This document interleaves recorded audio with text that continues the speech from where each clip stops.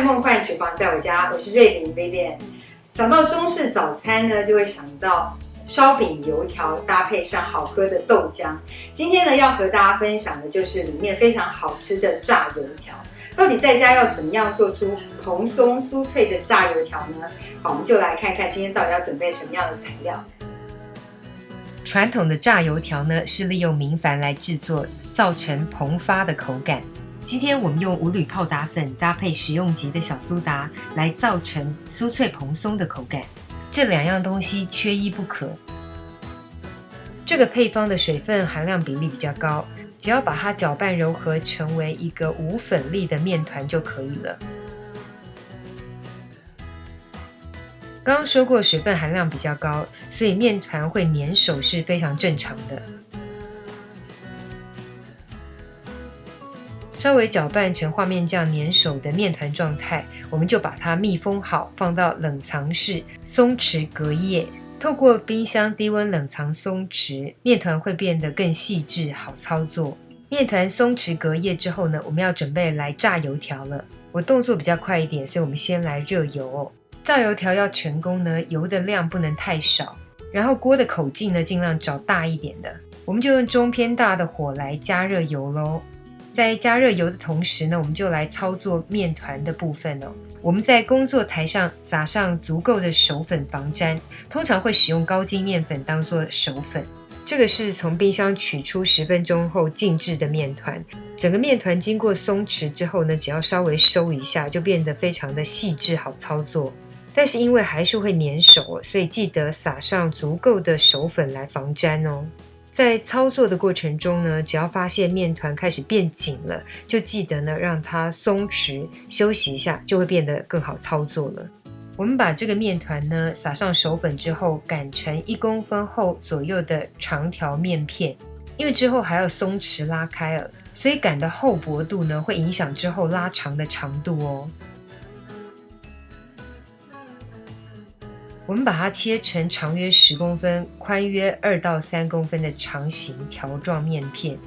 记得呢，切的这个宽度也跟之后松弛之后拉长的长度有关哦。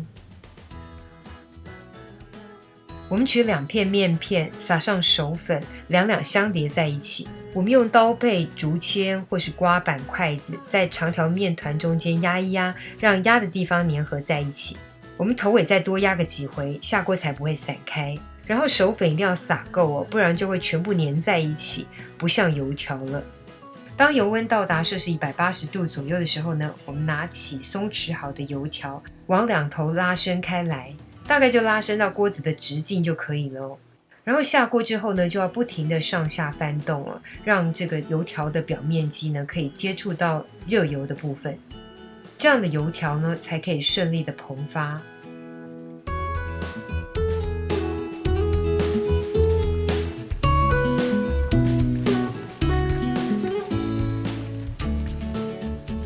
大概就炸到外表金黄色就可以起锅了。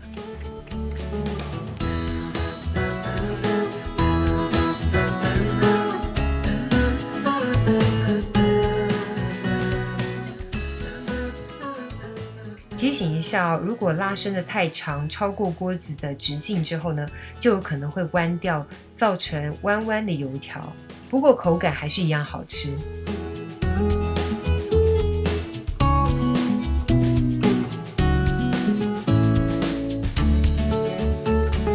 炸油条的口感呢，完全取决于个人哦。如果喜欢非常酥脆的，记得就炸久一点，就是所谓的老油条。如果喜欢外酥内软的呢，就记得外表炸到金黄色就可以起锅咯。炸成功的油条呢，中间都有非常漂亮的空洞哦。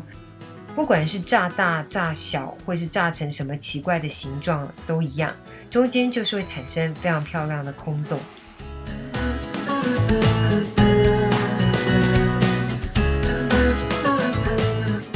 搭配上我们之前分享过的豆浆或者是杏仁糊哦，都非常的好吃。